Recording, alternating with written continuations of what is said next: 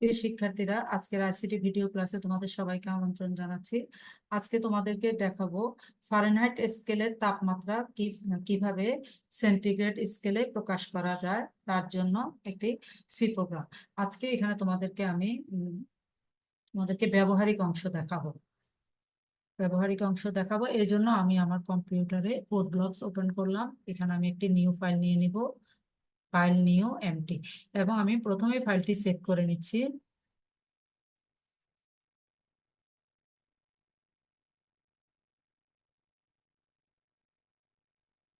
আচ্ছা, এখানে আমি প্রোগ্রামটি লেখার আগে আমি প্রোগ্রামটি কিসের প্রোগ্রাম এটি আমি কমেন্ট আকারে উপরে লিখে রাখছি। একটি প্রোগ্রামে কিভাবে কমেন্ট লিখতে হয় এটি হচ্ছে এজন্য এটি লেখা। কিন্তু এটি যদি তোমাদের পরীক্ষায় কমেন্ট লিখতে না বলে, তোমরা চাইলে সরাসরি #include_stdio.h এইভাবে লিখতে পারো, কোনো অসুবিধা হবে না। যখন থিওরি লেখা হয় তখন এটাতে কোনো ভুল হবে না, কিন্তু তোমাকে যদি কমেন্টও লিখে দিতে বলে তাহলে তোমাকে এ ধরনের একটা কমেন্ট লিখতে হবে এইভাবে। আচ্ছা, তাহলে এবার আমরা একটা সি প্রোগ্রামের বেসিক যে ফরম্যাটটি এটি আমরা আগে টাইপ করে নিই। #include_stdio.h int main। আচ্ছা, এখানে আমি এখন ভেরিয়েবল ডিক্লেয়ার করব এবং ভেরিয়েবলের টাইপ নিয়ে নিয়েছি আমি ফ্লোট, এবং একটি ফারেনহাইটের জন্য এফ এবং সেন্টিগ্রেডের জন্য সি, দুটো ভেরিয়েবল আমি এখানে ডিক্লেয়ার করেছি। তোমরা দেখতে পাচ্ছ আমি এফ এবং সি, এফ দিয়ে আমি ফারেনহাইট বুঝিয়েছি এবং সি দিয়ে সেন্টিগ্রেড বুঝিয়েছি। এই জন্য আমি এফ এবং সি পুরাটা বড় করে লিখি নাই, ছোট করে লিখেছি। আচ্ছা, এখন এখানে আমি যে ফারেনহাইটের যে মানটি এটি ইউজারের কাছ থেকে আমাকে নিতে হবে, এই জন্য আমাকে এখানে প্রিন্টএফ লিখতে হবে। প্রিন্টএফ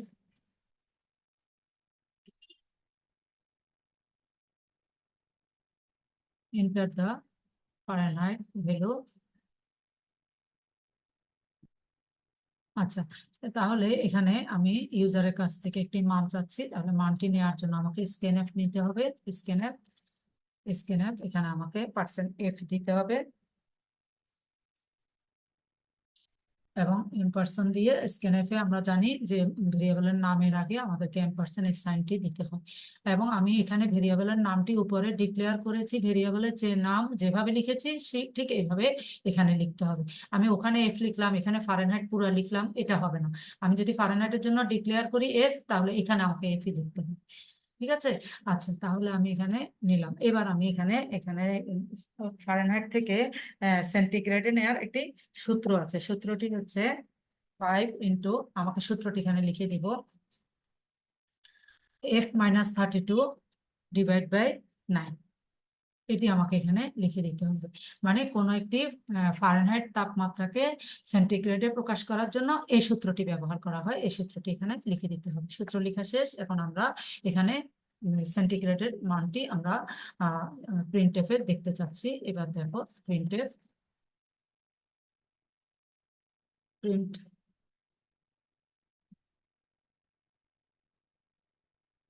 প্রিন্ট দা সেন্টিগ্রেড ভ্যালু।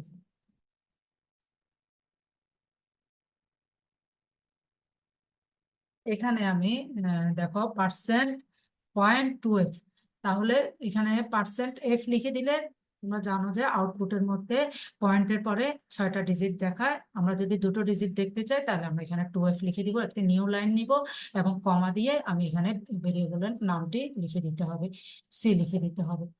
যেহেতু আমরা সি দেখতে চাচ্ছি, সি লিখে দিতে হবে এখানে অবশ্যই। এখানে তোমরা প্রিন্টএফ এর পরে প্রিন্ট দা সেন্টিগ্রেড ভ্যালু এ কথাটি তোমরা পরীক্ষাতে যদি মনে করো সময় লাগছে, সময় কম, বা লিখলে বানান ভুল হবে, এরকম কোনো সংখ্যা থাকলে তোমরা চাইলে এটা না লিখলে, এটার সাথে নাম্বারের কোনো সম্পর্ক না, এটা জাস্ট দেখতে সুন্দরের জন্য লেখা।